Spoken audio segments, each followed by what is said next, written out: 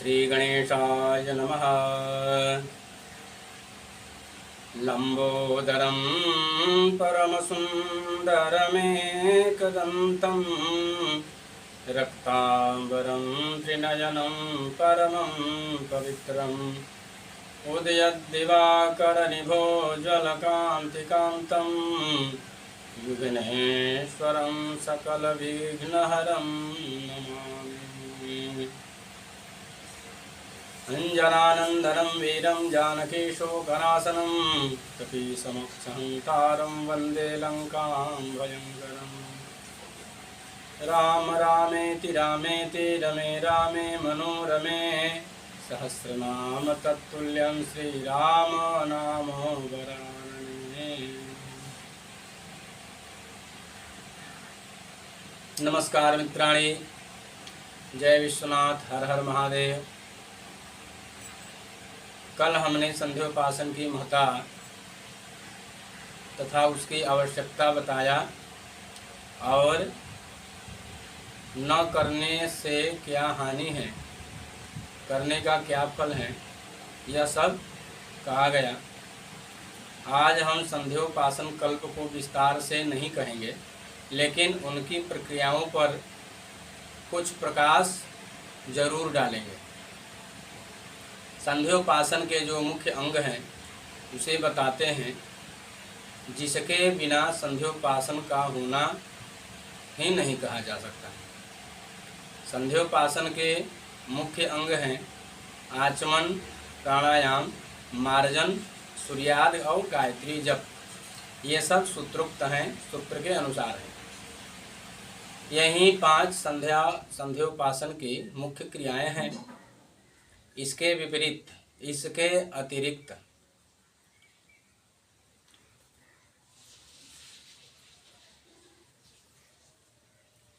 श्री गणेशाय नमः। अंजनानन्दनं वीरं जानकीशोकनाशनं कपीसमक्षहंतारं वन्दे लङ्कां भयङ्करम्। उल्लङ्घ्य सिन्धो सलिलं सलीलं यः शोकवहने जनकात्मजाया आदाय तेनैव ददाह लङ्कां नमामि तं प्राञ्जलिराञ्जनेयम्। गङ्गातरङ्गरमणीयजटाकलापं गौरी निरन्तरविभूषितवामभागं नारायणः प्रियमनङ्गमदापहारं वाराणसीपुरपतिं भज विश्वनाथम्। अन्नपूर्णे सदापूर्णे शङ्करप्राणवल्लभे ज्ञानवैराग्यसिद्ध्यर्थं भिक्षां देहि च पार्वती। माता च पार्वती देवी, पिता देवो महेश्वरः, बान्धवा शिवभक्ता च स्वदेशो भुवनत्रयम्। श्री विश्वनाथो विजयते तरा। नमस्कार मित्राणि, हर हर महादेव, जय विश्वनाथ। कल हमने संध्योपासन की महत्ता और आवश्यकता बताई और न करने का क्या दोष है, न करने से क्या हानि है, यह भी कहा। आज हम संध्योपासन कल्प को कहेंगे। जितना संभव हो, विस्तार पूर्वक तो नहीं कहेंगे, लेकिन जितना संभव होगा उतना हम कहेंगे। लेकिन उनकी प्रक्रियाओं पर कुछ विशिष्ट ध्यान केंद्रित जरूर करेंगे। संध्योपासन के जो मुख्य अंग हैं उसे बताते हैं, जिसके बिना संध्योपासन न होना, संध्योपासन का होना ही संभव नहीं है। ये मुख्य अंग हैं, इसके बिना संध्योपासन संभव ही नहीं। ये 5 मुख्य अंग हैं आचमन, प्राणायाम, मार्जन, सूर्यार्घ्य और गायत्री जप। यही 5 मुख्य क्रियाएं हैं। इसके अतिरिक्त जो क्रियाएं हैं वह इस संध्या विधि को और भी अधिक विशिष्ट, श्रेष्ठ, समृद्ध बनाने के लिए संलग्न किए गए हैं। जैसे अघमर्षण, अवभित, आदान प्रच्छेद, उपस्पर्श इत्यादि जो हैं ये संलग्न किए गए हैं, जिससे यह संध्योपासन और समुन्नत बनता है। 24 मुद्रा जप के आदि में और 8 जप के अंत में, इससे भी संध्योपासन कृत्य श्रेष्ठतर हो जाता है। सूत्र रूप में मुख्य रूप से 5 ही हैं। जैसे ब्रह्मसूत्रों की व्याख्या जो विस्तार पूर्वक विद्वानों ने करते हैं, उसी प्रकार महर्षियों ने संध्योपासन में और भी जो संलग्न किए हैं, वो संध्योपासन की विधि को और भी श्रेष्ठतर बनाने के लिए ब्रह्मसूत्रों की व्याख्या जो छोटा सा सूत्र होता है, लेकिन विद्वज्जन उसको व्याख्या करके बहुत बड़ा कर देते हैं और भली भांति सम्यक प्रकार से उसको समझा देते हैं। उसी प्रकार यह भी है, गणित के विद्यार्थी जो है सूत्र से कितने सिद्ध करते हैं अपने गणित के सवाल, उसी प्रकार इसे भी समझिए, अतिरिक्त करने से कोई दोष नहीं है। अतिरिक्त करना भी श्रेष्ठ ही है, उसमें कोई भेद नहीं, संशय नहीं करना चाहिए। पूर्व के वक्तव्य में हमने आचमन के बारे में बताया, मार्जन को भी बताया। अब प्राणायाम, सूर्यार्घ और गायत्री जप की चर्चा करते हैं। प्राणायाम, महर्षि अगस्त्य का कहना है कि प्राणायामैर्विना यद्यत् कृतं कर्म निरर्थकम अतो यत्नेन कर्तव्य प्राणायाम शुभार्थिना। जो शुभार्थी हैं, शुभेच्छु हैं, शुभ की कामना करने वाले हैं, सदा मंगल की कामना करते हैं, उनके लिए प्राणायाम के बिना कोई भी कर्म निरर्थक हैं। जो भी शुभार्थी हैं, शुभ की कामना करने वाले हैं, वे प्राणायाम के बिना कोई भी कार्य न करें। क्यों कि प्राणायाम के बिना जो भी कर्म किया जाता है वह सब निरर्थक है। इसलिए अतो यत्नेन कर्तव्य, यत्नपूर्वक, प्रयत्नपूर्वक, ध्यानपूर्वक प्राणायाम अवश्य करें। दूसरा कारण है, महर्षि अत्रि का कहना है कि हमारे मांस, मज्जा, चमड़ा, अस्थि आदि में जो भी पाप छिपे रहते हैं, प्रविष्ट रहते हैं, उन दोषों को हटाने के लिए प्राण निग्रह करना अति आवश्यक है। क्योंकि जो हमारे अस्थि, मेदो, मज्जा आदि में जो पाप छिपे हुए हैं, यही साधन है, प्राणायाम के द्वारा ही उनको मिटाया जा सकता है। प्राणायाम करने से शरीर के जो भी भीतरी पाप हैं, वे समस्त पाप नष्ट हो जाते हैं, उन पापों का निवारण हो जाता है। इसलिए प्राणायाम करना जरूरी है। महर्षि अत्रि कहते हैं, त्वक चर्म मांस रुधिर मेदो मज्जास्थिभिः कृता तथेन्द्रिय कृता दोषा दह्यन्ते प्राण निग्रहात्। जो चमड़े में, मांस में, रुधिर में, मेद में, मज्जा में या अस्थियों में जो हमारे पाप छिपे हुए हैं, तो इंद्रिय निग्रह, प्राणायाम के द्वारा इंद्रिय निग्रह करने से ये समस्त दोष दह्यन्ते, भस्म हो जाते हैं। जैसा कि हमने कहा कि शरीर के भीतरी भागों में स्थित जो दोष होते हैं, सभी प्राणायाम करने पर भस्म हो जाते हैं, जलकर भस्म हो जाते हैं, जल जाते हैं। तो किस प्रकार ये सभी दोष जलकर भस्म हो जाते हैं? तो महानिर्वाण तंत्र में कहते हैं, जैसे यथा पर्वत धातूनां दोषान् दहति पावकः एवमंतर्गतं पापं प्राणायामेन दह्यते। अर्थात जिस प्रकार पर्वतों से प्राप्त हुए धातु अथवा उत्खनन के द्वारा जो प्राप्त होते हैं धातु, स्वर्ण, रजत, ताम्र आदि, वो अग्नि के तपाने से शुद्ध हो जाते हैं। ये जो धातु हैं, अग्नि के संसर्ग से शुद्धता को प्राप्त कर लेता है। उसी प्रकार अग्नि के संतापन, प्रतापन आदि के द्वारा ये धातुओं का शुद्धि हो जाती है। उसी प्रकार ये हमारे शरीर में, शरीर के अंतःकरण में या भीतरी भाग में प्रविष्ट जो भी पाप हैं, प्राणायाम के द्वारा उसी प्रकार जलकर भस्म हो जाते हैं। प्रयोग पारिजात में भी कहा गया है, प्राणायाम स्त्रिभिः पूतस्तत्क्षणात् ज्वलते अग्निवत्। अग्नि जिस प्रकार जलाकर भस्म कर देती है किसी काष्ठ को, तो उसी प्रकार हम प्राणायाम के द्वारा अपने अंतःकरण में स्थित समस्त पापों को जलाकर भस्म कर देते हैं। 3 प्राणायाम करने पर तत्क्षण पवित्रता प्राप्त हो जाती है और सभी दोष अग्नि के सदृश जलकर, अग्नि के समान जलकर भस्म हो जाते हैं, राख हो जाते हैं। प्राणायाम करने पर जब सभी पाप दोष जल जाते हैं तब हमारी आयु की वृद्धि होने लगती है। प्राणायाम के अभ्यास से वायु को जब अपने बस में कर लेंगे तो 1000 वर्ष की आयु भी प्राप्त किया जा सकता है। आज भी बहुत से सिद्ध योगी तपस्वी साधक कंदराओं में दीर्घजीवी होकर जीवित हैं तथा अपनी तपस्या में संलग्न हैं।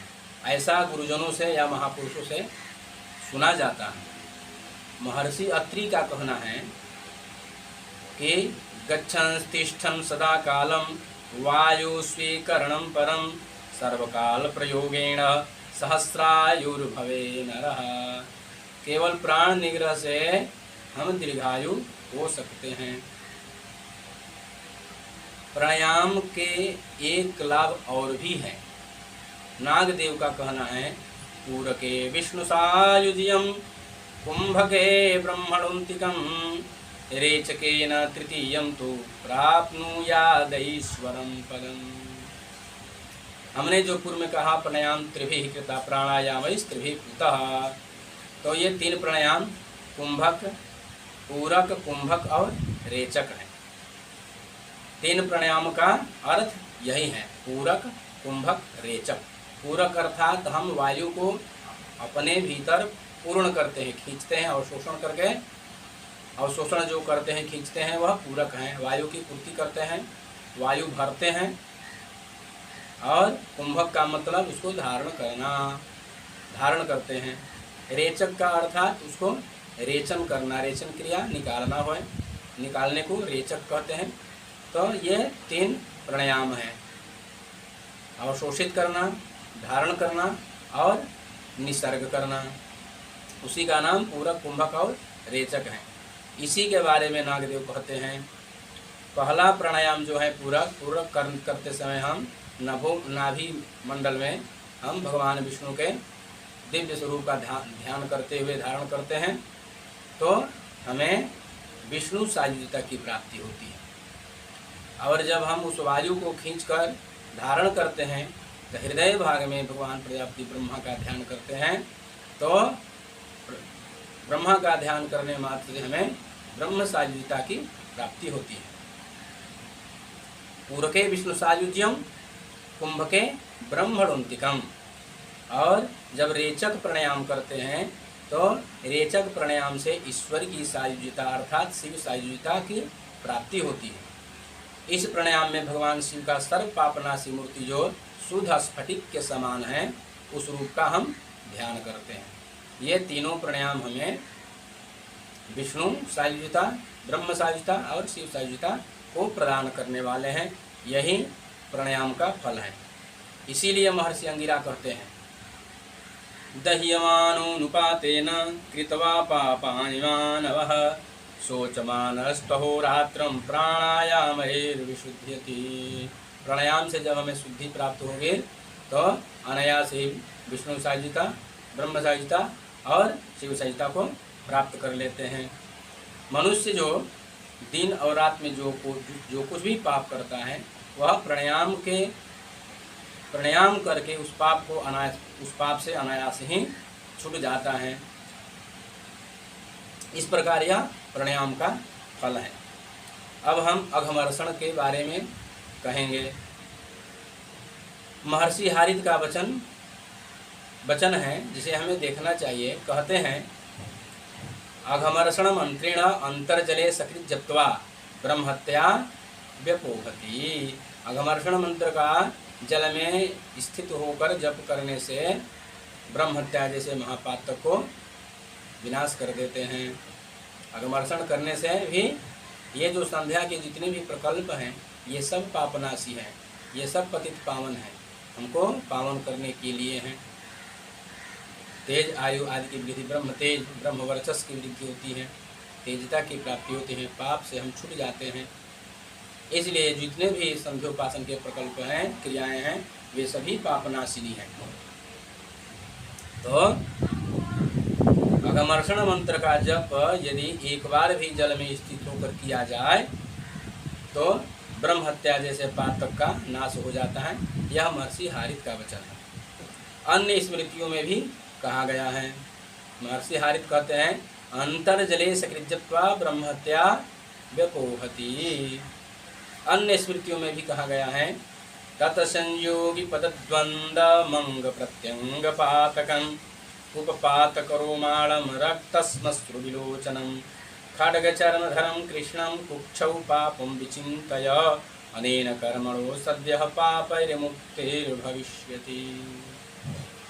ये कहते हैं कि यह पाप पुरुष जो हमारे द्वारा पाप हो जाते हैं तो ये पाप एक पुरुषाकार रूप धारण कर लेते हैं, हमारे ही प्रतिकृति का रूप धारण कर लेते हैं। जिस स्वरूप के हम हैं वैसा ही वह स्वरूप धारण कर लेते हैं और हमारे अंदर छिपकर विद्यमान हो जाते हैं, रहने लगते हैं और मन में कितने प्रकार के दुर्भावनाएं आदि, विषाद, खेद, दुख, रोग आदि के द्वारा वे हमें पीड़ित करते हैं।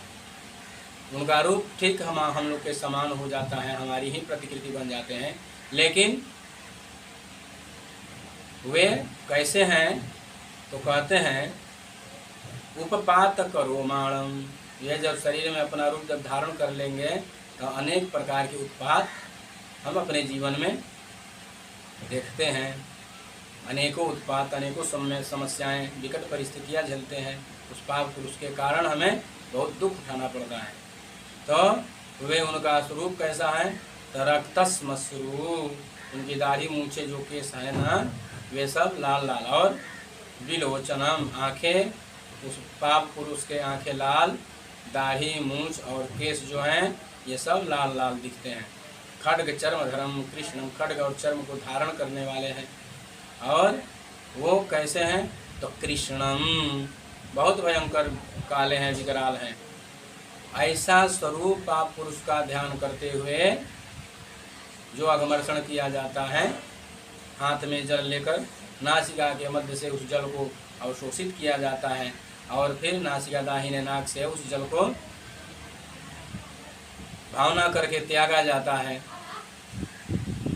और पाप पुरुष को ध्यान किया जाता है कि यह ऐसा जो पाप पुरुष हैं ये हमारे शरीर से निकल रहे हैं। अनेन कर्म, इस प्रकार के करने से सद्यः पापैर मुक्ति भविष्यति, तुरंत आदमी पाप से निर्मुक्त हो जाता है। अर्थात संसर्ग विसर्ग द्वंद्व काम क्रोध लोभ आदि के द्वारा जो पातक लग जाता है तथा हमारे अंग प्रत्यंग में प्रविष्ट हो जाते हैं, उन सभी पातकों की एकत्रित स्वरूप हो जाता है, वह मूर्ति बन जाता है। जैसा हमने रूप बताया खड्ग चर्म आदि धारण किए भयंकर काला, इस प्रकार हमें बलात् उस पाप पुरुष को निकालना पड़ता है। एक बात और है, कुछ पाप ऐसे भी होते हैं जो शरीर से निकलना नहीं चाहते हैं, छूटना नहीं चाहते हैं, शरीर से निकलते ही नहीं। तो इसीलिए महर्षि ने संध्योपासन में इस अघमर्षण विधि को संयोजन किया है। जो भी पाप न निकल पावे तो ये अघमर्षण का मतलब बलात्कर्षण करना, पापों को, पाप पुरुष को बलात् खींच कर निकालने की प्रक्रिया को अघमर्षण कहते हैं। तो इसकी महर्षियों ने इसको संध्योपासन में योजना की है। अघमर्ष का अर्थ है बलात् पापों का, पाप पुरुष का खींचकर कर्षण करके निकालना। ये मंत्र बल तथा ध्यान भाव क्रिया बल के द्वारा इनको, इस पाप पुरुष को बलात् खींचकर शरीर से बाहर निकाला जाता है। यही विधि अघमर्षण की है। ऐसा अब हम अर्घ की चर्चा करेंगे। अर्घ की आवश्यकता क्यों है और अर्घ देने का फल क्या है, न देने की हानि क्या है। तो पुराणों में प्रसंग आया है, पौराणिक प्रसंगों में कहा गया है कि मनदेह नामक राक्षसों की उत्पत्ति होती रहती है सदैव, और वे सूर्य के शत्रु हैं। उत्पन्न होते ही सूर्य पर आक्रमण के लिए दौड़ लगा देते हैं। सीधा उत्पन्न होते ही सीधे सूर्य की ओर भागते हैं, सूर्य को पीड़ा पहुंचाते हैं, जिसके फलस्वरूप प्रकृति पर दुष्प्रभाव पड़ता है। सूर्य की रश्मि मंद पड़ने लगती है। ये असुर स्वयं ही उत्पन्न होते रहते हैं। जब हम सूर्यार्घ देते हैं उन असुरों का तब नाश होता है। जब हम सूर्यार्घ देंगे तो असुरों का नाश होता है। तथा भुवन भास्कर सूर्य अपने नूतन ऊर्जा लिए जगत को प्रकाशित करते हैं। सूर्य परब्रह्म परमात्मा है, ब्रह्म स्वरूप हैं। यदि सूर्यार्घ न दिया जाए तो सूर्य रश्मि उन्मंदेह नामक असुरों के प्रभाव से क्षीण हो जाएगी, तो हमें महान दोष लगेगा। सूर्य परब्रह्म है, परमात्मा है, परब्रह्म परमात्मा है, ब्रह्म स्वरूप है। अतः सूर्यार्घ न देने से हमें ब्रह्महत्या जैसे पाप लगता है, क्योंकि अगर सूर्य को अर्घ देंगे तो सूर्य को बल मिलेगा, और अर्घ न दें तो सूर्य को बल प्राप्त नहीं होगा, तो ब्रह्म हत्या जैसे पाप लगना संभावित है। दूसरी बात यह है कि हम यज्ञ आदि जो करते हैं, कर्म करते हैं, जिन देवताओं का आवाहन करते हैं, वेदिका आदि का निर्माण करके, कलश आदि का निर्माण करके, तो ये जो देवता हैं, ये सभी देवता सूर्य की रश्मियों को आश्रय लेकर अपने अधिष्ठान पर आते हैं। पितरों को जो तर्पण करते हैं, वे हमारे पितृगण भी सूर्य के रश्मियों के आश्रय से ही हमारे जल दिए हुए जलादि को ग्रहण करते हैं। इसलिए सूर्यार्घ अति आवश्यक है। तीसरी बात यह है कि भगवान भुवन भास्कर आदित्यनाथ हमें अपनी कृपानुग्रह करके अपनी रश्मियों से, अपनी ऊर्जा से हमें नवजीवन प्रदान करते हैं। ऊर्जा के भगवान सूर्य जो हैं ऊर्जा के महान स्रोत हैं, शक्ति के महान स्रोत हैं, और जीवन के भी स्रोत हैं। अतः उनकी अहेतुकी कृपा के बदले हमें सूर्यार्घ देना है।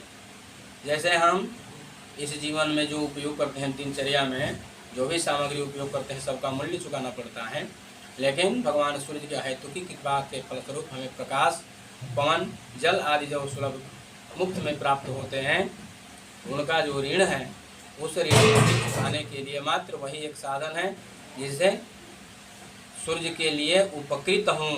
सूर्य हमें जिस प्रकार से उपकृत कर रहे हैं, तो उनको सूर्यार्घ दान करके हम अपने आप को उपकृत करें या उनको उपकृत करें।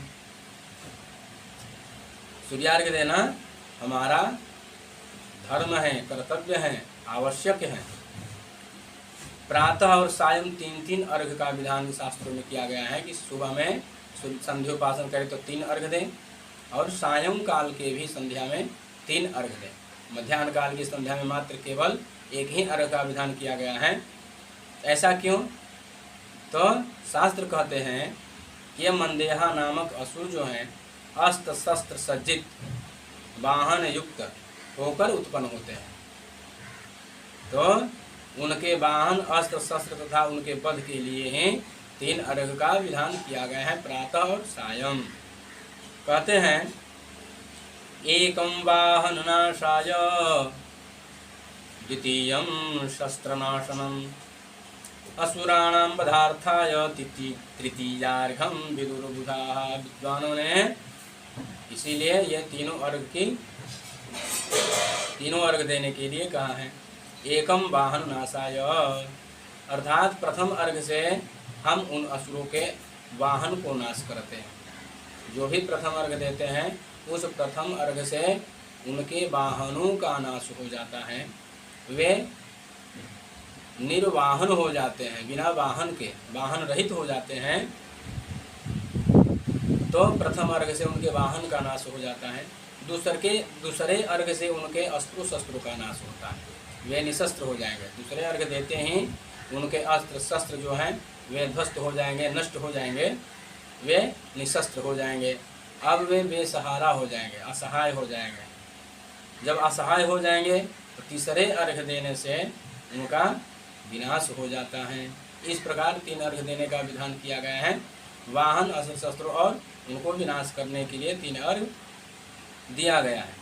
प्रातः और सायं सूर्य का तेज मंद होता है, इसलिए हम 3 अर्घ देंगे, और मध्याह्न काल में सूर्य का प्रखर तेज होने के कारण एक ही अर्घ मात्र से वे असुर जो हैं ध्वस्त हो जाते हैं। अस्त्र शस्त्र सहित एक ही अर्घ मात्र से वह असुर सवाहन सशस्त्र विनष्ट हो जाते हैं। एक प्रश्न उठता है कि ये असुर सवाहन सशस्त्र उत्पन्न होते हैं, तो जल मात्र से उनका कैसे विनाश संभव है? तो स्मृति संग्रह में कहा गया है, तेन वज्रोदकेनाशु मंदेहानाम राक्षसाः सूर्यारयः प्रलीयन्ते शैला वज्रहता इव। अर्थात जिस प्रकार जल के टकराव से बड़े बड़े चट्टान ध्वस्त हो जाते हैं, उसी प्रकार अर्घ रूपी वज्रोदक के प्रभाव से मंदेहा नामक राक्षस जो स्वभावतः सूर्य के शत्रु हैं, वे विनष्ट हो जाते हैं। आगे कहते हैं, अर्घोदयास्त समये तस्माद वज्रोदकम छिपेत। इसलिए उदय और अस्त के समय ये वज्रोदक रूपी 3 अर्घ प्रदान करें। उदय और अस्त के समय उन असुरों के विनाश के लिए वज्रोदक रूपी 3 अर्घ प्रदान करें। ऐसा यदि किसी कारणवश यात्रा में हो, मार्ग में हो, वहाँ जल का अभाव हो तो धूली से भी अर्घ दिया जा सकता है। कहीं आप यात्रा में हो, संध्योपासन की बेला उपस्थित हो गई हो, जल का कोई स्रोत न दिखाई देता हो, जल उपलब्ध न हो, तो उस स्थिति में मनसा संध्योपासन की सारी प्रक्रियाएं करके और धूल से सूर्यार्घ दे सकते हैं। ऐसा शास्त्रों में कहा गया है। अग्नि स्मृति में कहते हैं, जलाभावे महामार्गे बंधने त्वशुचावपि उभयो संध्यो काले रजसा वार्घ्यमुच्यते। रजसा अर्थात धूल, ये जलाभाव में ऐसा कहा गया है जहाँ जल न हो। यदि मध्याह्न काल की संध्या अनुकृष्य करके, यदि मान लिया जाए कभी मध्याह्न काल में किसी कारणवश मध्याह्न काल की संध्या न हो पाई हो, रात्रि में करना पड़ रहा हो अनुकृष्य करके, उस स्थिति में क्या करें? तो कहते हैं सूर्य के निमित्त अर्घ जो दिया जाता है मध्याह्न काल में, वह सूर्य के निमित्त अर्घ न देकर गायत्री देवी के निमित्त अर्घ देना चाहिए। यथा जैसे नागदेव कहते हैं, यदा रात्रौ मध्याह्न संध्या करोति तदा गायत्र्यार्घम दद्यात्। अगर रात्रि काल में मध्याह्न संध्या की प्रक्रिया हो रही हो तो गायत्र्यार्घम दद्यात्, गायत्री के लिए अर्घ प्रदान करें। इस प्रकार से शास्त्रों में विधान किया गया है। आज बस इतना ही। कल गायत्री सावित्री सरस्वती स्वरूप तथा मंत्र जप की महत्ता कही जाएगी, यथा संभव होगा, जैसा सामग्री उपलब्ध होगी वैसा कहा जाएगा। तब तक के लिए जय विश्वनाथ, नमः पार्वती पदे, हर हर महादेव।